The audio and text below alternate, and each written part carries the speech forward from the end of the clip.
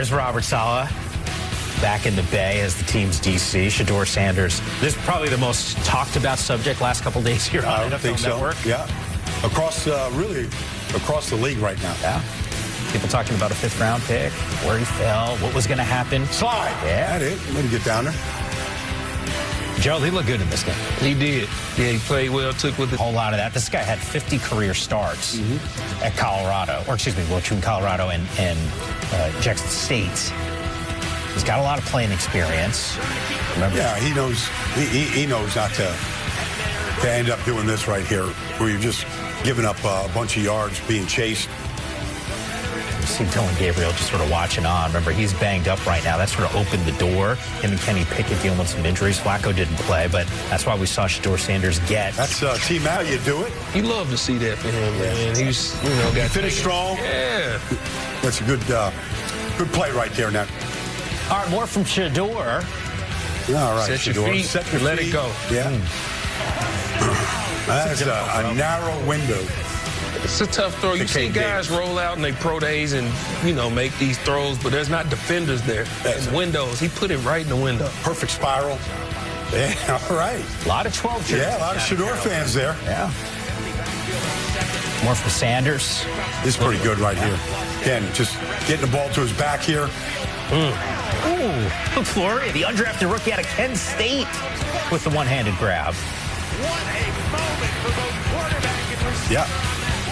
That was in a 2-minute drill right here, too, right at the end of the first half. That kept that drive alive. And then this one. Later, yeah. Yeah, a couple plays later right here. Caden Davis again. Trusted his protection. Shedeur, 11 of 18 passing, 103 yards, 2 touchdowns in that first half. That's a good throw. Low and away from the defender. Got the Buffs jerseys in effect as well. Take it to the 3rd. Yeah, came out. He got 47 snaps in this game. With bang up, with Dylan Gabriel and Pickett banged up. He got the majority of the reps. Brendan Bates with the reception. Hey.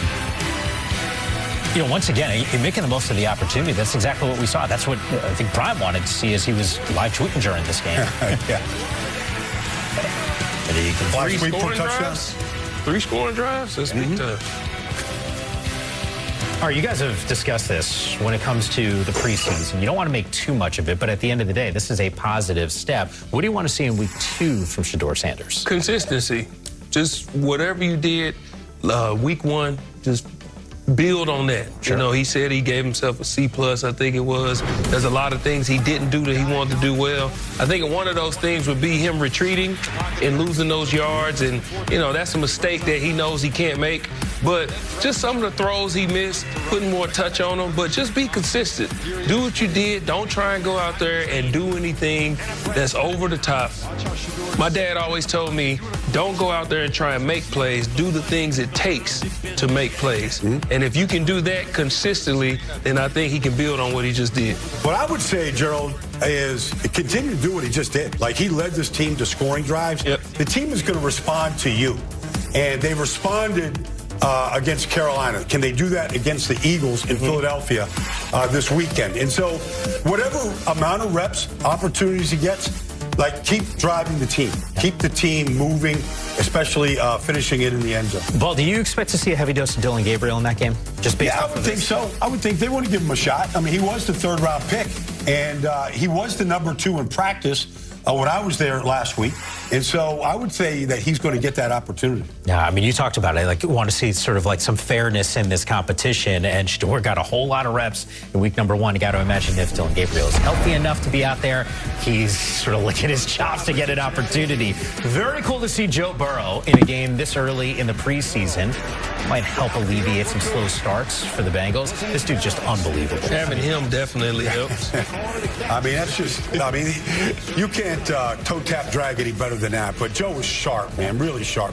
Touchdown here to Chase, 2 drives, 2 touchdowns for Joe Burrow.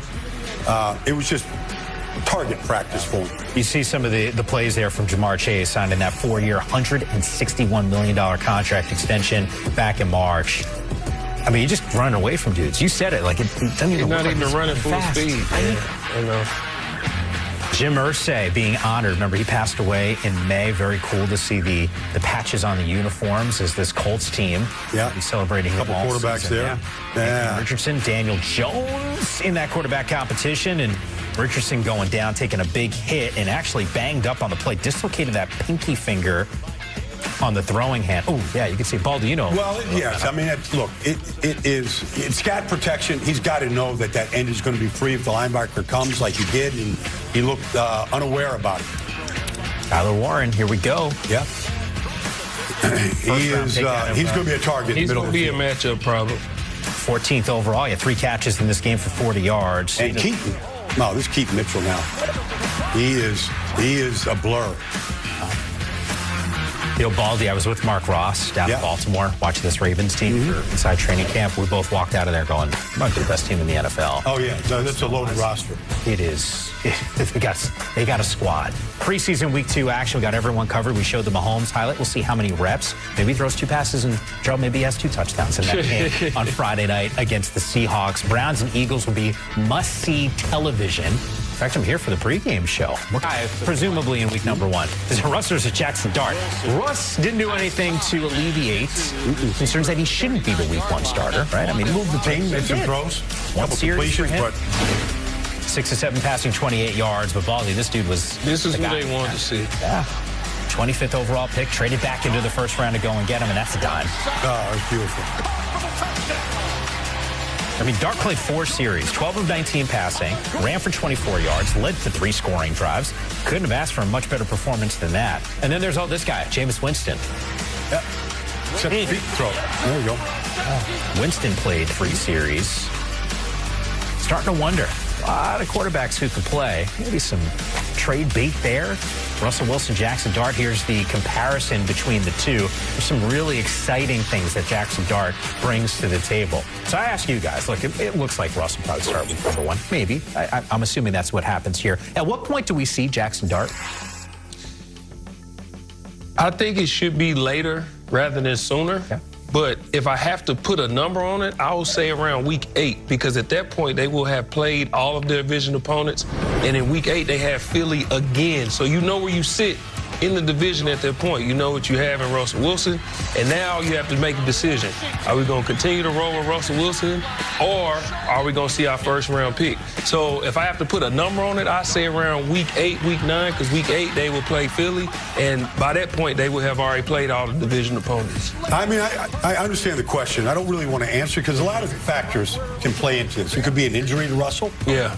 We saw that in preseason last year to Russell. You don't know. It could be how the team is responding to Russell. Are they playing well but not winning? I mean, this is a better roster than it was last year, but it's a tough schedule. And so let's just, I mean, I think it's a week-to-week thing, but it looks like they're getting Jackson Dart ready to be the backup at this point. Yep. The way that he got the reps yesterday in front of Jameis Winston, you know, they're going to scrimmage the Jets this week and get ready to play a preseason game. Let's see how he performs this coming week. Obviously, it was a great start. Did a lot of really good things in this game. You want to see him build on that? But I feel like they're putting him in a position right now to become the backup to Russell. And then it just depends on how the season goes. And I have to say this. I don't see the need to rush him out there. What is it? Let him sit and learn. What is the need? Why are we rushing to send him out there? Let him sit and learn. So if they want to throw him out there, we've seen that hasn't really worked very well for a lot of people. But the ones that's worked for is worked for. But you have a viable quarterback that's in place right now. Let him just sit and learn. There is an emphasis in this front office and this coaching staff to win this year. We heard that this offseason. And if you feel like Jackson Dart gives you the best chance, you got to imagine Brian Daboll is going to have to pull the trigger on that situation. But at the end of the day, man, like, it does feel like this is a different team ball.